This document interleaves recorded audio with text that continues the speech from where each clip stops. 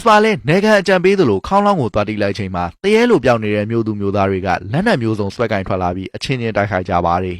စမီရန်ဘတ်မြို့မှာခရမ်နဲ့အဲလင်ဘိုးလို့ခေါ်တဲ့မျိုးနွယ်နှစ်ခုနေကြပါတယ်သူတို့လူမျိုးနှစ်စုကအချင်းချင်းမတည့်ပဲရှေ့တုန်းကအပြန်အလှန်တိုက်ခိုက်နေကြတာဖြစ်ပါတယ်ဒီမျိုးမှာတာဝန်ကျတဲ့စာဖို့သမားတိုင်းကတယောက်ပြီးတယောက်ထွက်ပြေးကုန်ကြပြီးအခုလည်းဂျက်စပါတယောက်ထွက်ပြေးနေရပါတယ်